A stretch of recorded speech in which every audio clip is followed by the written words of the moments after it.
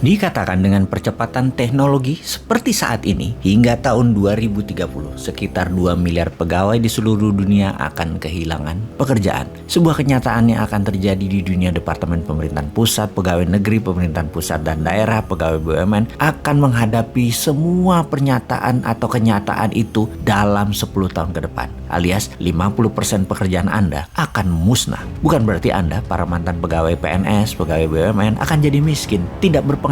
Tidak, mungkin malah lebih besar dari penghasilan Anda saat ini. Namun pastinya profesi Anda yang berubah. Sahabat, kita adalah manusia yang taat pada mimpi kita, bukan taat pada profesi tertentu. Mimpi kita mengajari anak misalnya, tidak selamanya kita harus jadi guru. Kemudian profesi kita melayani publik, tidak selamanya harus jadi pegawai negeri atau pejabat daerah. Kalau kebutuhan pegawai negeri sipil berkurang hingga 50% dalam 5 tahun ke depan, maka melayani masyarakat bisa dengan profesi swasta lainnya. Karena sekali lagi, di seluruh dunia 2 miliar profesi akan hilang dalam 10 tahun ke depan, akan digantikan yang lebih keren dan lebih menguntungkan. Sungguh, itu adalah sebuah kepastian. Yang jadi masalah adalah kemampuan Anda beradaptasi bisa atau tidak. Ingat, uang itu selalu tetap bahkan bertambah. Jika orang kaya miskin itu ternyata semakin jauh jaraknya, bukan karena uang beredarnya sedikit, namun pindah cara mendapatkan uangnya, pindah pasarnya, dan beberapa orang pandai memanfaatkan peluang tersebut hingga dia menjadi lebih kaya, dan yang lain tidak bisa melihat peluang tersebut sehingga menjadi lebih miskin. Itulah kesannya orang kaya dan jurang orang miskin semakin jauh jaraknya, tapi tidak karena uang beredar sedikit sekali lagi, tapi karena cara mendapatkan uangnya berbeda dan orang kaya tersebut berhasil tahu cara mendapatkannya. Saat ini orang yang kaya itu banyak, dan mereka yang kaya atau yang sukses itu adalah mereka yang adaptif terhadap perubahan kehidupan,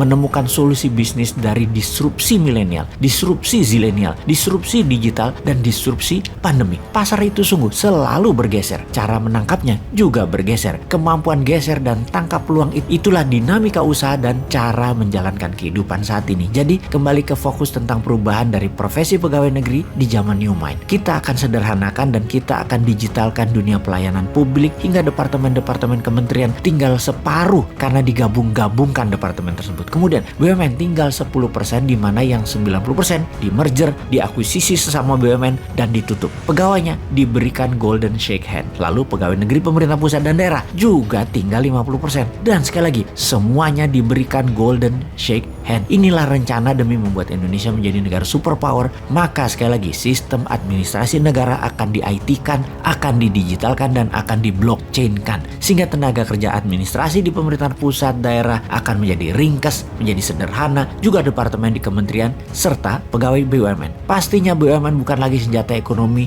yang akan menjadikan rakyat Indonesia hanya pasar. BUMN bukan lagi kompetitornya UKM. BUMN bukan lagi akan di bawah kementerian. BUMN bukan lagi tempat para pengangguran, pemenang sukses pemilu. BUMN bukan lagi raja impor pembuang dolar, tetapi BUMN menjadi sarana agen perubahan yang mana jumlah pegawainya hanya sedikit karena semuanya berbasis IT. Pastinya ada 3 juta orang akan mendapatkan golden shake hand, pesangon uang tali kasih. Bagaimana menghitung dan berapa yang mereka dapat? Cara perhitungan golden shake hand adalah lama kerja dikali 20 dikali gaji terakhir. Misalnya gajinya 5 juta sebulan. Lama kerja 10 tahun. Maka rumusnya adalah 10 tahun dikali 20 atau 200 dikali 5 juta. Maka dia akan mendapatkan 1 miliar rupiah. Sekali lagi, dia akan mendapatkan 1 miliar rupiah. Total dalam 5 tahun akan ada 3 juta pegawai, di mana negara akan menyediakan anggaran berjumlah 3.000 triliun untuk golden shake hand. Apa efeknya? Bayangkan, 50% uang tadi pasti akan masuk dunia usaha, masuk ke dunia UKM. Pasti ekonomi perputarannya akan naik triple transaksinya,